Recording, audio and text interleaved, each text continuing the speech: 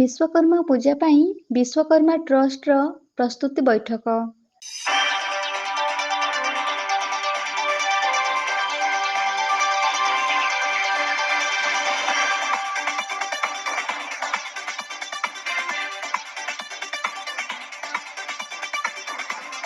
ଆଗକୁ ଆସୁଛି ବିଶ୍ୱଶିଳ୍ପୀ ବିଶ୍ୱକର୍ମାଙ୍କ ପୂଜା।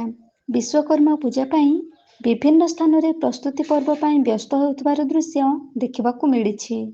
ନୂଆପଡ଼ା ଜିଲ୍ଲା ଖଡ଼ିଆଳ ସହରସ୍ଥିତ ଖଡ଼ିଆଳ ପାଟଣା କ୍ଷତ୍ରିୟ ସମାଜ ଭବନ ପରିସରରେ ବିଶ୍ୱକର୍ମା ଟ୍ରଷ୍ଟର ସଭାପତି ମେଜର ଡକ୍ଟର ରାମଚନ୍ଦ୍ର ମିଶ୍ରଙ୍କ ଅଧ୍ୟକ୍ଷତାରେ ବିଶ୍ୱକର୍ମା ପୂଜାର ପ୍ରସ୍ତୁତି ବୈଠକ ଅନୁଷ୍ଠିତ ହୋଇଯାଇଛି।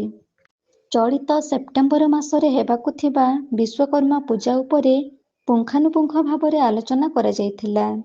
ଏହି କାର୍ଯ୍ୟକ୍ରମରେ ଆଇପିଓ ଆନନ୍ଦ ବେହେରା, ଅବସରପ୍ରାପ୍ତ ସବ୍ ଇନ୍ସପେକ୍ଟର ଅଶୋକ କୁମାର ରାଉତ, ଶିକ୍ଷାବିତ୍ ଅଶୋକ କୁମାର ବାରିକ, ଅବସରପ୍ରାପ୍ତ ନେଭି ଅଧିକାରୀ ଅର୍ଜୁନ ସିଂ ଦାଲପତି, ଉପେନ୍ଦ୍ର କୁମାର ପାଣିଗ୍ରାହୀ, ରାମଲାଲ ସିଂ, ପ୍ରସନ୍ନ ବିଶି, ଗୁପ୍ତେଶ୍ୱର ବାରିକ, ଶଙ୍କର ପଟେଲ, ଲୋକନାଥ ପଟେଲ, ଜଗନ୍ନାଥ ନାୟକ, ପରମେଶ୍ୱର ବାରିକ ସମେତ ବିଶ୍ୱକର୍ମା ଟ୍ରଷ୍ଟର ଉଦ୍ୟୋକ୍ତା ଶ୍ରୀବତ୍ସ ବାରିକ ଉପସ୍ଥିତ ରହିଥିଲେ।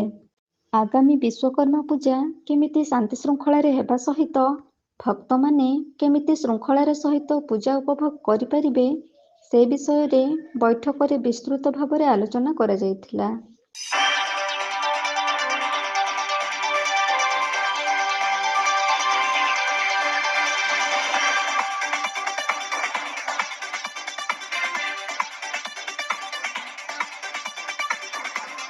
ନୂଆପଡ଼ାରୁ ଲୋକନାଥ ପଟେଲଙ୍କ ରିପୋର୍ଟ, ଏବି ନ୍ୟୁଜ।